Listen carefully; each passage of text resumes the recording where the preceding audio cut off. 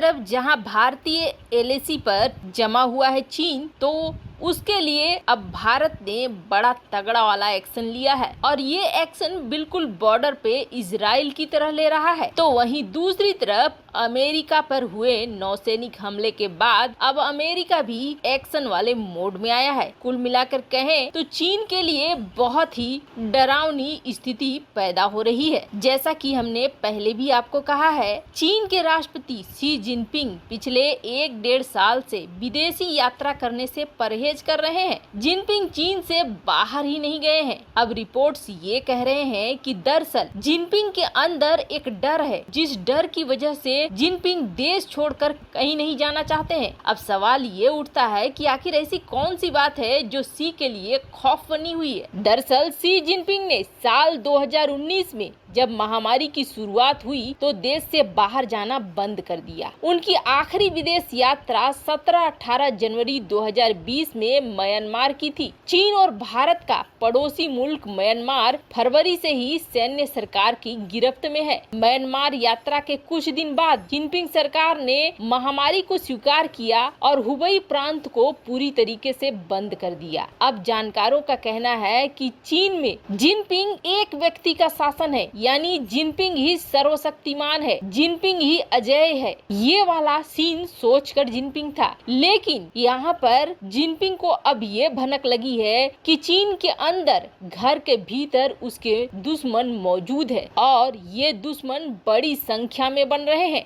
यहाँ तक कि जिनपिंग रोम में होने वाली G20 समिट में भी हिस्सा लेने नहीं जाएगा। अमेरिकी राष्ट्रपति जो बाइडेन शी जिनपिंग के साथ व्यक्तिगत रूप से द्विपक्षीय वार्ता करना चाहता था, लेकिन जिनपिंग ने ऑनलाइन मीटिंग की सहमति जताई। आमने सामने मिलकर मीटिंग नहीं करना चाह रहा था। पर सवाल ये है कि आखिर जिनपिंग ऐसा क्यों कर रहा है। तो जिनपिंग के इस डर की वजह से चीन ने अमेरिकी नौसेना पर हमला किया, तो वहीं अरुणाचल प्रदेश में घुसपैठ करने की कोशिश की, जिसमें चीनी सैनिकों को बंधक बनाया गया। और अब तो और भी उससे ज्यादा बड़ा वाला एक्शन CIA, अमेरिका और भारत दोनों देने वाले हैं। दरअसल बात यह है कि अब चीन की राजनीति पूरे उथल पुथल से भर गई है और पार्टी के बाहर निकलेंगे तो चीन के हालात भी उथल पुथल गए हैं। सरकार जैक मा जैसे देश के बड़े बिजनेस टाइकून्स पर धड़ल्ले से कार्रवाई कर रही है, जिससे देश की अर्थव्यवस्था टूट रही है। रिपोर्ट्स का दावा है कि सरकार नहीं चाहती है कि देश के अरबपति एक बड़ी ताकत के रूप में उभरे और उनका सामना राजनीति में हो और वो राजनीति में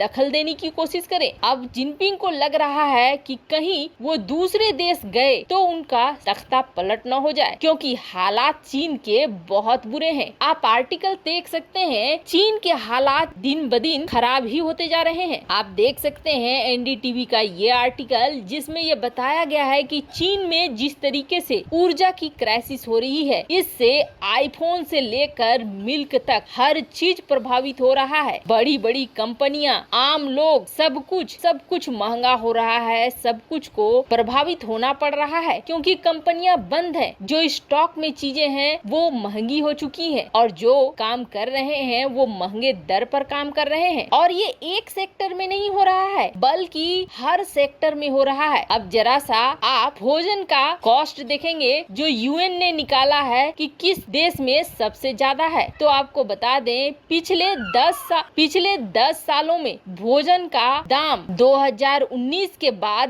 बहुत तेजी से बढ़ा है, जिससे आप चीन के हालात को देख सकते हैं। अब चीन के इस हालात में जिनपिंग ये सोच रहा है कि किस तरीके से अपनी जनता का ध्यान भटकाया जाए। पूरी दुनिया में चीन बदनाम हो गया है, ये भी चीनी जनता को रास नहीं आ रहा है, जिसकी वजह से जिनपिंग ने सबसे पहले दक्षिण चीन सागर में अमेरिकी नौसेना को निशाना बनाया और इसके लिए कथित तौर पर अमेरिकी सबमरीन्स पर चीनी हमला किया गया। अब अमेरिका ने इस पर एक्शन लेते हुए, जो पहले ये कह रहा था कि हम बैठकर बात को सुलझाएंगे, आखिरकार बाइडेन को झुकना पड़ा और बाइडेन के मंत्रिमंडल ने ये निर्णय लिया है कि अब CIA एक नए मिशन पर काम करेगी और इस मिशन का टारगेट सिर्फ और सिर्फ चीन होगा। चीन को लेकर केंद्रित ये मिशन पूरी तरीके से चीन को बर्बाद करने के लिए ही उतरेगी। इसके लिए बकायदा CIA ने ऐलान भी कर दिया है। हाल की चीनी गतिविधियों को देखते हुए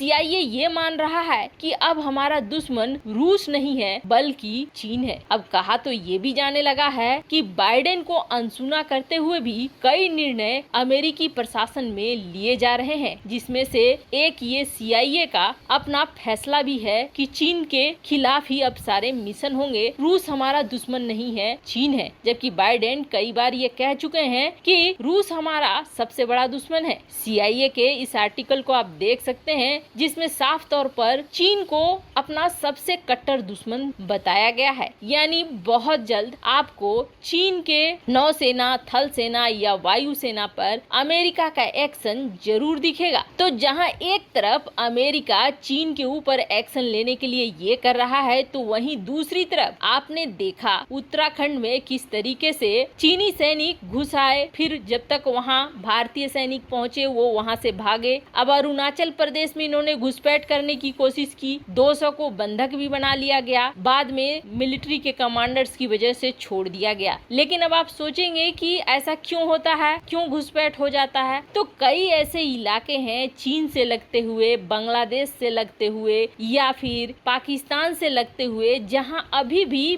बाढ़ नहीं है, फेंस नहीं है और ऐसे जगहों को कहा जाता है पोरस बॉर्डर। पोरस बॉर्डर से आना और जाना थोड़ा आसान हो जाता है आतंकियों के लिए, यहाँ सुरक्षा थोड़ी मुश्किल हो जाती है। यही वजह है कि ये बहुत आसानी से घुस जाते हैं। फिर जब तक खबर मिलती है और मिलिट्री बटालियन पहुंचती है तो फिर ये भागने लगते हैं या फिर एक्शन होता है। पर अब भारत ने इजराइल की तरह अपने बॉर्डर को पूरी तरीके से लैस करने का विचार कर लिया है और न सिर्फ विचार कर लिया है बल्कि भारत इस कदम पे आगे भी बढ़ रहा है। वैसे आपको पता होगा कि इजराइल में जो इजरायली बॉर्डर है उसकी सुरक्षा एल्बिट सिस्टम के कई हथियार करते हैं और भारत एल्बिट सिस्टम के कई हथियारों को खरीदता भी है। वैसे बॉर्डर की सुरक्षा के लिए भारत ने अपने भी एक हथियार बनाए थे और इस हथियार का नाम है बॉस यानी बॉर्डर सर्विलांस सिस्टम। लेकिन अब इससे भी कई गुना ज्यादा ताकतवर। वैसे भारत इसके पहले वाले वर्जन का इस्तेमाल कर रहा था। इस सिस्टम का नाम है LORROS. LORROS long range observation system है जिसको बॉर्डर पर तैनात किया था भारत ने, लेकिन इसकी रेंज काफी कम है जिसकी वजह से अब भारत इसे अपग्रेड कर रहा है। इसकी पहले की रेंज है 15 किलोमीटर ह्यूमन टारगेट्स के लिए, यानी 15 किलोमीटर के अंदर अगर कोई इंसान घुसने की कोशिश करता है तो ये अलर्ट जारी कर देगा। 24 किलोमीटर व्हीकल्स के लिए। अब भारत न सिर्फ नए अपग्रेडेड वर्जन को खरीद रहा है बल्कि पहले से जो लोरस सिस्टम है उसे भी अपग्रेड कर रहा है। वैसे आपको क्या लगता है, क्या भारत और अमेरिका दोनों को मिलकर चीन के खिलाफ मिशन पर काम करना चाहिए? कमेंट कर अपनी राय जरूर बताएं। जल्द मिलते हैं अगली वीडियो में नई खबर के साथ।